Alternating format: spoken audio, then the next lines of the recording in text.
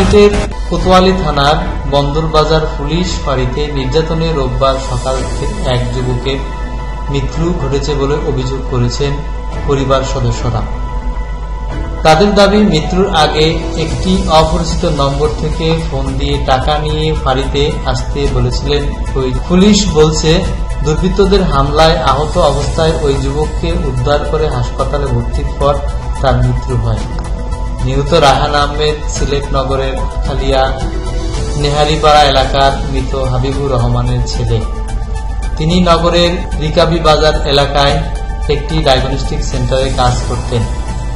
এই ঘটনায় রোববার বেলা 3:30টার দিকে আখালিয়া এলাকার সিলেট সুনামগঞ্জ সড়কে টায়ার জ্বালিয়ে অবরোধ করে বিক্ষোভ করছেন স্থানীয়রা। তারা রায়হানের হত্যার সঙ্গে জড়িত পুলিশ সদস্যদের বিচারের দাবি জানান।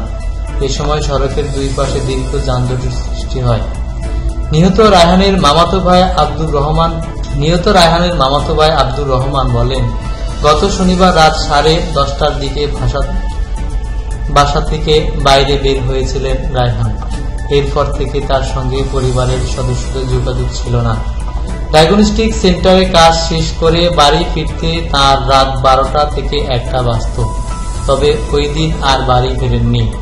রোববার ভোররাত 4:30টার দিকে একটি অপরিচিত নাম্বার থেকে তার বাবা সৎবাবা রফিকুল ইসলামকে ফোন দিয়ে টাকা নিয়ে বন্দরবাজার ফাঁড়িতে আসতে বলেছিলেন রায়হান।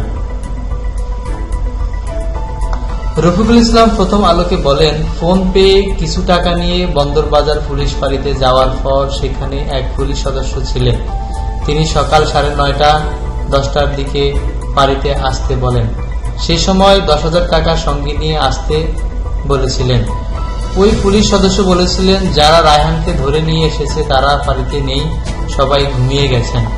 সে সময় রায়হানের সঙ্গে দেখা করতে চাইলেও দেখা করতে দেয়নি। রফিকুল বলেন, যে নম্বর থেকে আমাকে ফোন করা হয়েছে ওই নম্বর সম্ভবত পুলিশ সদস্যের। ওই নম্বরে এখন যোগাযোগ করা হলেও কেউ ফোন ধরছে না। রায়হানের মামাতো ভাই আব্দুর রহমান জানান, সকাল 9:30টার দিকে ফাঁড়িতে যাওয়ার পর রায়হান ফাঁড়িতে নেই, হাসপাতালে নেওয়া হয়েছে বলে জানানো হয়। পরে Sylhet MAG Osmani medical college হাসপাতালে যাওয়ার পর রায়হান মারা গেছেন বলে জানা যায়। সেই সময় তার লাশ হিমাগারে ছিল। আব্দুর রহমান অভিযোগ করেন, রায়হানকে পুলিশ নির্যাতন করে মেরে ফেলেছে। তবে পুলিশ বলেছে গণধোলাইয়ে মারা গেছে, তার গায়ে তেমন আঘাতের চিহ্ন নেই। আমরা তার পায়ে একটি ছুরিকাঘাতের চিহ্ন পেয়েছি, কয়েকটি নখ উল্টানো ছিল, তাতে পুলিশ নির্যাতন করে মেরে ফেলেছে। আমরা এর বিচার দাবি করছি। রায়হানের নামে সিলেটের কোতোয়ালি থানায় একটি ছিনতাই ও মাদক মামলা রয়েছে, এমন তথ্য জানা নেই বলে জানিয়েছেন পরিবারের সদস্যরা।